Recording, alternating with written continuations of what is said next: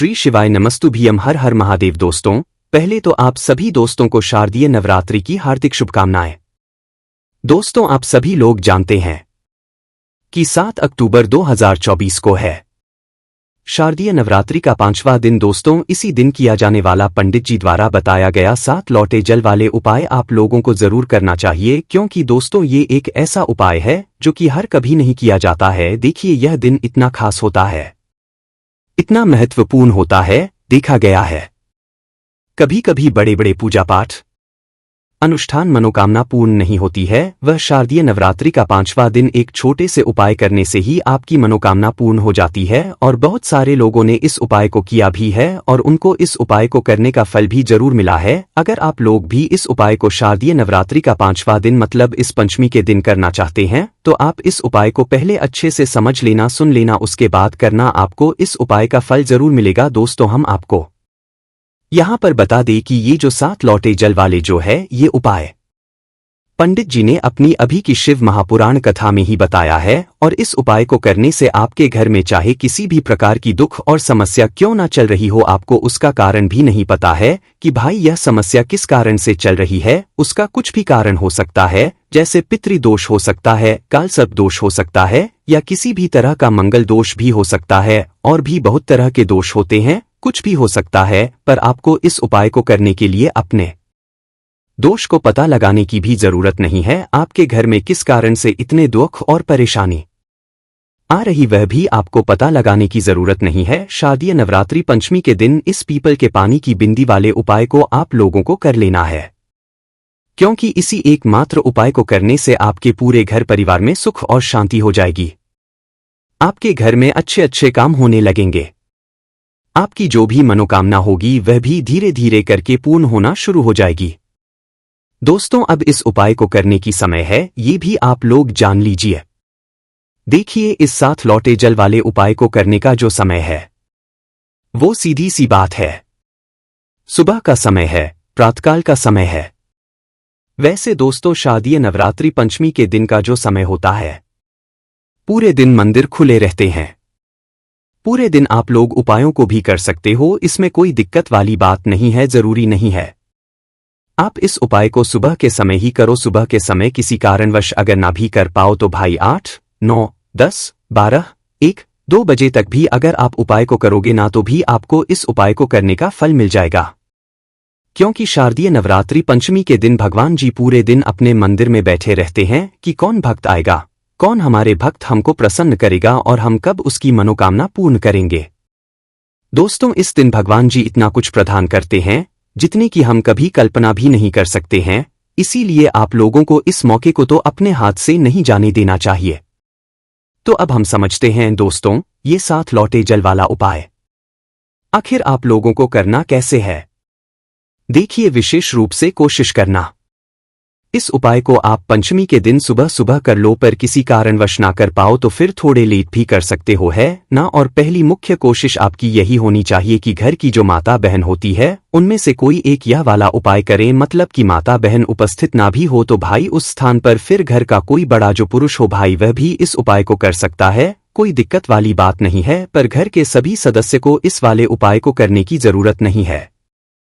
घर का कोई एक मुख्य सदस्य भी उपाय को करेगा तो उसे इस उपाय को करने का फल उसके पूरे घर परिवार को जरूर मिल जाएगा। तो देखिए, 7 लौटे जल वाला उपाय है तो सीधी सी बात है कि इसमें हमें 7 लौटे जल होगी, इससे ज्यादा बेलपत्र की आवश्यकता नहीं होगी। अगर आपका यह प्रश्न आता है कि भाई हमारे पास बेलपत्र नहीं है तो क्या करें, इसका जवाब हम आपको वीडियो के एंड में देंगे, इसलिए वीडियो को पूरा ध्यान से जरूर सुनिए। तो देखिए, सबसे पहला काम आप लोगों का क्या रहेगा कि आपको यहां पर 7 लोटा जल तैयार करना है। यहीं पर आप लोगों के मन में बहुत सारे प्रश्न आएंगे कि ये 7 लोटा जल आखिर हम तैयार कैसे करेंगे। क्या हमें 7 लोटा जल अलग लेकर जाना है या एक साथ लेकर जाना है। तो देखिए, आपको 7 लोटा अलग से लेकर जाने की कोई जरूरत नहीं है।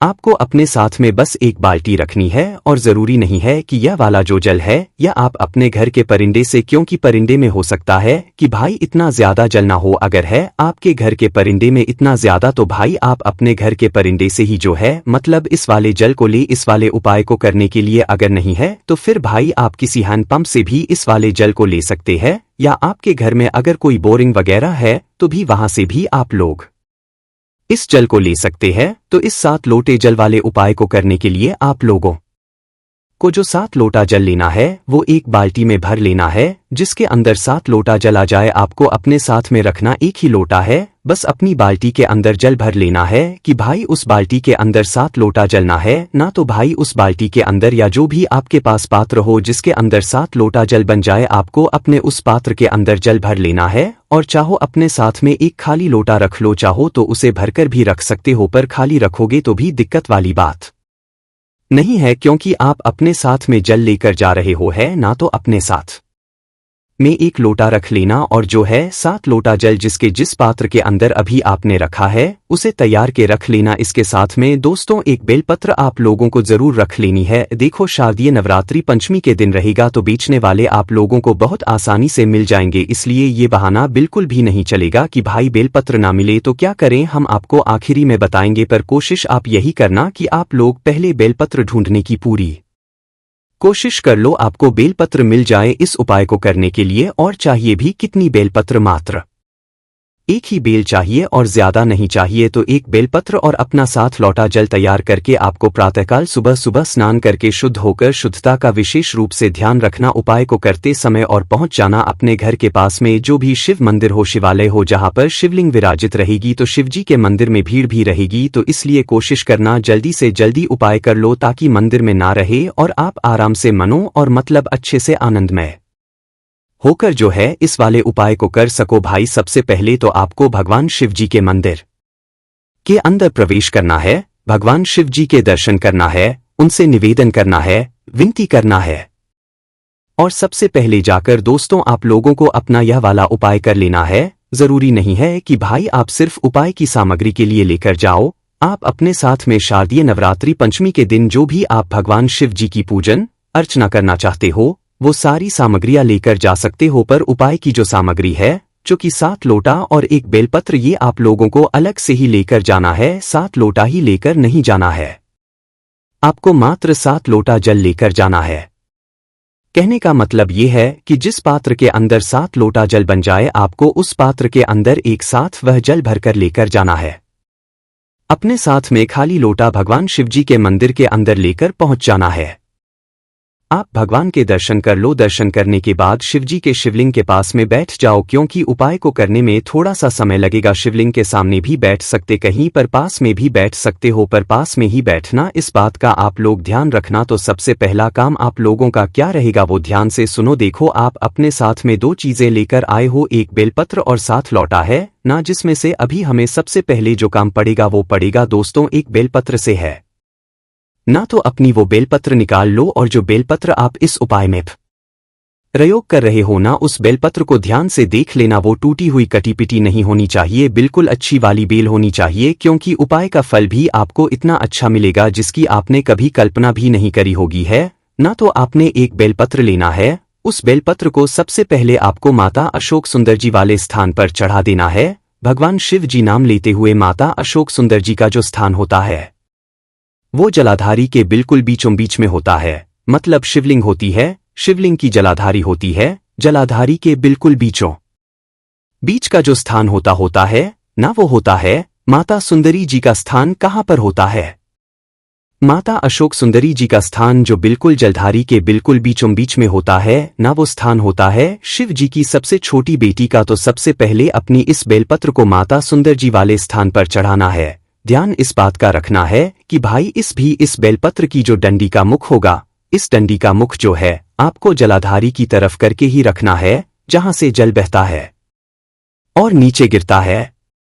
इस तरीके से आपको इस एक बेलपत्र को माता अशोक सुंदरी जी वाले स्थान पर समर्पित कर देना है, डंडी का मुख जलाधारी की तरफ करके। अब दोस्तों कुछ सेकंड इसे समर्पित रहने देना, जैसे कि 5-10 सेकंड तक आप इसे इस बेलपत्र को माता अशोक सुंदरी जी वाले स्थान पर समर्पित रहने देना। उस समय के बीच में आप श्री शिवाय नमस्तुभ्यम का जाप करना। जैसे ही 5 से 10 सेकंड हो जाते हैं भाई, इसी बेलपत्र को आपको वापस से उठाना है। क्या करना है, इसी बेलपत्र को आपको वापस से उठाना है। अब इस बेलपत्र आपको शिवजी पर चढ़ाना है।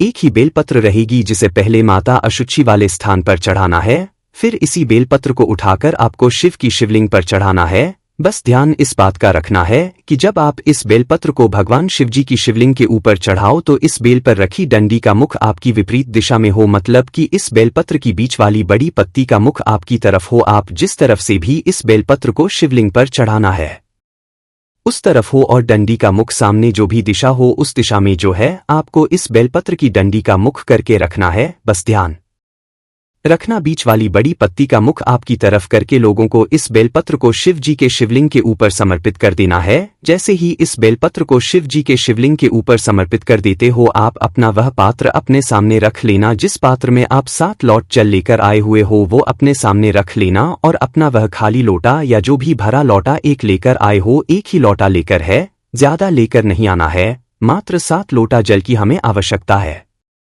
यहाँ 7 लोटे की आवश्यकता नहीं है। तो आपको अपना वह लोटा लेना है और अपनी उस बाल्टी में से उस पात्र में से पहला लोटा जल भरना है। क्या करना है, पहला लोटा जल भरना है और उस पहले लोटे जल को भगवान शिव जी की शिवलिंग के ऊपर एक धारा से धीरे धीरे करके चढ़ा देना है। उपाय को करने में जल्दबाजी बिल्कुल मत करना। ये बिल्कुल मत सोचना कि भाई 7 लोटा जल है तो बहुत समय लगेगा तो हम जल्दी जल्दी दे दे। जैसे जल चढ़ाया जाता है एक धारा से धीरे धीरे करके भगवान जी का नाम लेते हुए, श्री बोलते हुए, वैसे ही आप लोगों को हर लोटा जल को चढ़ाते जाना है। जैसे कि पहला लोटा जल आपने मतलब अपने पात्र में से शिवलिंग के ऊपर करा और एक धारा से धीरे धीरे धीरे करके आप लोगों को चढ़ाते जाना है। श्री नमस्तु भयंकर का जो है मन ही मन जाप भी आप लोगों को करते जाना है।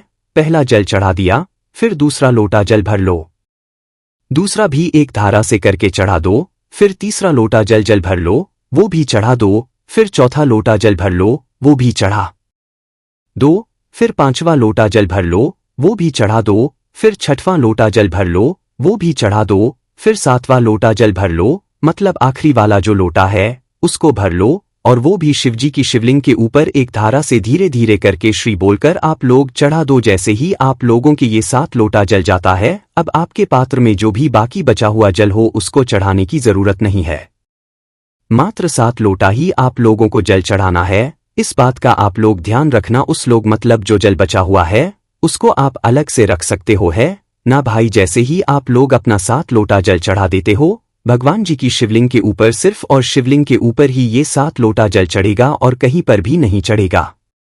जैसे ही आप ये 7 लोटा जल शिवलिंग पर चढ़ा देते हो तो भाई आप बेलपत्र आपने शिवलिंग पर चढ़ाई हुई है जिसके ऊपर अभी आपने 7 लोटा जल चढ़ाया हुआ है भाई, उस बेलपत्र को अब आपको उठा लेना है। भगवान शिवजी का आशीर्वाद समझते हुए, उनसे विनती और उनसे मनोकामना बोलते हुए, और इस बेलपत्र को उनसे मांग लेना है।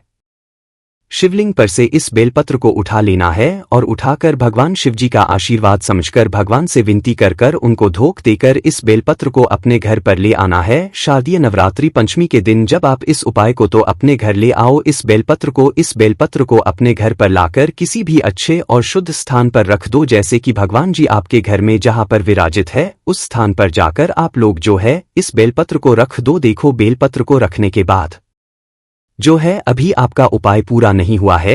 इस बेलपत्र को आप अपने घर में 11 दिन तक रखो। तो जैसे ही 11वां दिन आता है तो भाई उस दिन आप लोगों को अपनी इस बेलपत्र को उस स्थान से उठाना है जहां पर आपने इस पत्र को अपने घर पर रखा हुआ है। फिर इस बेलपत्र को आपको किसी भी नदी, बावड़ी या तालाब या सरोवर के घाट पर लेकर जाना है, मतलब इस बेलपत्र को आपको विसर्जन करना है। आप है ना किसी बहती हुई नदी में या बावड़ी में या तालाब में या सरोवर में, वहां पर जाकर जल के अंदर इस बेलपत्र को प्रवाहित कर देना है, विसर्जन कर देना है। अगर नदी बावड़ या तालाब ना मिले तो किसी भी वृक्ष के नीचे, चाहे बेलपत्र का हो, चाहे आंवले का हो, चाहे पीपल का हो, किसी भी बेलपत्र के या किसी वृक्ष के नीचे आप लोग इस बेलपत्र की पत्ती को ले जाकर विसर्जन कर सकते हो और भगवान से अपनी मनोकामना बिल्कुल बोल देना। जब आप इस बेलपत्र का विसर्जन कर रहे हो, जैसे ही आप इस बेलपत्र का विसर्जन कर देते हो पेड़ के नीचे, चाहे नदी बावड़ या तालाब या सरोवर के पास में या जल के अंदर, तो भाई आप उस समय अपनी भगवान से वह मनोकामना एक बार फिर से बोल देना जिस मनोकामना के लिए आप लोग ये वाला उपाय कर रहे हो। एक मनोकामना जब बोलना, जब आप अपना 7वां लोटा जल चढ़ा रहे हो, चढ़ा हो, उस समय बोलना। और एक मनोकामना जब भी बोल देना जब आप इस बेलपत्र का विसर्जन कर रहे हो, तो विसर्जन करने के बाद भगवान से प्रार्थना करने के बाद अब जाकर आपका यह उपाय पूर्ण हो जाता है। इस उपाय का जो आपको फल है ना, वो दोस्तों बहुत ही जल्दी मिल जाएगा। आपने इस उपाय को सबसे पहली बात तो शारदीय नवरात्रि पंचमी के दिन किया है, और ये एक ऐसा उपाय है जिस उपाय को करने से भगवान निश्चित ही प्रसन्न भी होते हैं। बाकी दोस्तों, इस उपाय करने में अगर आपको कोई भी समस्या आती है तो कमेंट करके पूछ सकते हैं। श्री शिवाय नमस्तुभ्यम। हर हर महादेव।